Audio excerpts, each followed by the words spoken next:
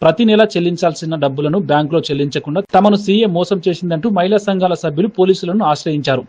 మెదక్ జిల్లా నిజాంపేట మండలం నందిగ్రామ గ్రామానికి చెందిన 8 మహిళా సంఘాల సభ్యులు సోమవారం సీఐ వెంకటరాజ్ గౌడ్ ను కలిశారు.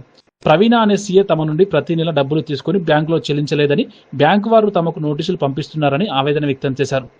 గతంలో సైతం సీఏ గ్రామానికి చెందిన కొన్ని మహిళా సంఘాల డబ్బులను వాడుకున్నారని, ఇప్పుడు తమకు డీసీసీబీ బ్యాంకు నుండి నోటీసులు పంపించారని ఆవేదన వ్యక్తం చేశారు. పరారీలో ఉన్న సీఏ ప్రవీణను అరెస్ట్ చేసి డబ్బులు రికవరీ చేసి తమను ఆదుకోవాలని మహిళా సంఘాల సభ్యులు విజ్ఞప్తి చేశారు. నా పేరు సంతోష్. మా పెద్ద మనుషులను పట్టుకొని మాకు గ్రూపుల ఇట్లా జరిగిందని అప్పు తీసుకున్నాము లోను. కోఆపరేటివ్ బ్యాంకులో ఒక 10 మందికి 8 లక్షలు 9 లక్షలు ఇచ్చింది 10 గ్రూపులకు.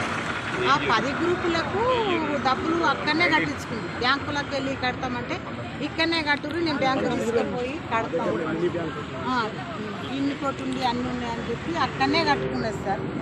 కట్టుకున్నాక బ్యాంకుల డబ్బులు వీళ్ళు కట్టుడు మొత్తం తేరినాక కూడా ఆ డబ్బులు చిన్న పైసా మాకు కట్టలేదని తేరినాయి. ఒక 2-3 నెలల తర్వాత కూడా మాకు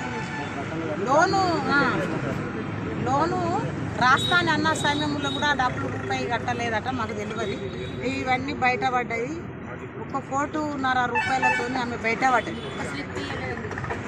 పడ్డాక ఏంది ఇట్లా మా పరిస్థితులు అంటే, నువ్వు సిప్పులు ఇవ్వలేవు ఎట్లా అంటే, మీకు ఏం బాధ లేదని ఒక్కొక్క గ్రూపు నేను కట్టుకుంటా, మీకు బరువు బాధ్యత ఏమీ లేదని రిసిప్టులు కూడా ఇది కూడా రాసి ఇచ్చింది సార్ మాకు.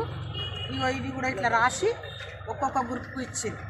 ఇస్తే కట్టుకుంటుంది అనుకుంటే 2 ఏళ్ళు అవుతుంది. 2 ఏళ్ల నుంచి కూడా ఇంతవరకు బ్యాంకు రాలేదు, ఊర్లకు రాలేదు. ఆమె ఎక్కడుందో మాకు తెలియదు. ఏడుంటే ఏంటి అని మాకు చెప్పడం జరుగుతుంది.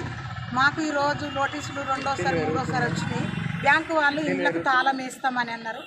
ఇళ్ళకు తాళం వేస్తే పిల్లజల్లతో మేము ఎక్కడెళ్ళి బతికేడదని మా ఊరి సర్పంచులతోని, మా పెద్ద మనుషులతోని, మాకు ఇప్పుడు నడిపించే సర్పంచులతో కూడా మేము ఇక్కడ వచ్చినాము. వచ్చి మా తోడ వాళ్ళని అందరు తీసుకొని వచ్చి మాకు ఏం తెలియదని మా పెద్ద మనుషులందరికీ ఇక్కడ తీసుకొచ్చారు. మా సమక్షంలో నుంచి మేము బాధపడలేము, ఒక్కొక్కరం కట్టలేము, ఇంత డబ్బు కూడా మేము చేయలేము. ఎస్సీసీ బ్యాంకు అయితే సార్ మేము డబ్బులు తెచ్చుకున్నాము. 8 లక్షలు వచ్చినాయి. కట్టమంటే కట్టినాము. ఎన్ని సంవత్సరాలు అంటే తేరేదాకా కట్టినాము. తేరినాక కూడా 3 నెలలు ఎక్కువ కట్టినాము. కట్టించుకుంది అయినా ఒక్క రిసిప్ట్ ఇవ్వలే. ఏందక్క ఇట్లా ఇస్తలేవు అని అంటే, నీకు ఎందుకమ్మా నేను కట్టిస్తా, నేను ఉన్నా కదా అని అన్నది. అంటే మరి మాకు మస్తు ఇబ్బందులు అవుతున్నాయి.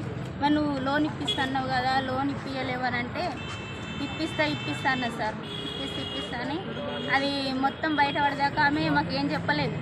బయటపడ్డాక నువ్వు రిసిప్ట్ ఇస్తలేవు, మరి ఇట్లా అవుతుంది, మరి మమ్మల్ని లీడర్ ఉన్నాం, మమ్మల్ని అడుగుతుర్రు అని, ఎట్లా చేస్తున్నావు అక్క అని అంటే ఏ సమాధానం చెప్పలేదు.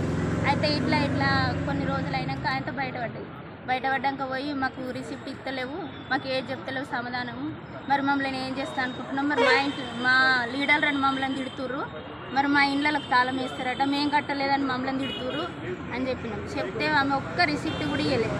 ఆయనతో పోయి ఇంటికి పోయి లొల్లి చేస్తే, నీకు ఎలాంటి సంబంధం లేదు, మీకు లీడర్లకు నేను కట్టుకుంటానికి కాయం రాసి ఇచ్చింది. కానీ సార్ మేము ఉన్నోళ్ళం కాదు, మేము కష్టం చేసుకొని ఎన్ని పైసలు కట్టాం? 1,50,000 కట్టింది. పేరు ప్రవీణ. ఆమె ఇట్లా మమ్మల్ని ముంచి తిన్నది. మాకు కష్టం చేసుకుంటూనే మేము 3 లక్షలు కట్టమంటారు, మాకేం తెలియదు సార్. మమ్మల్ని ఇట్లా ఆకలి చేస్తుందని మేము అనుకోలేము.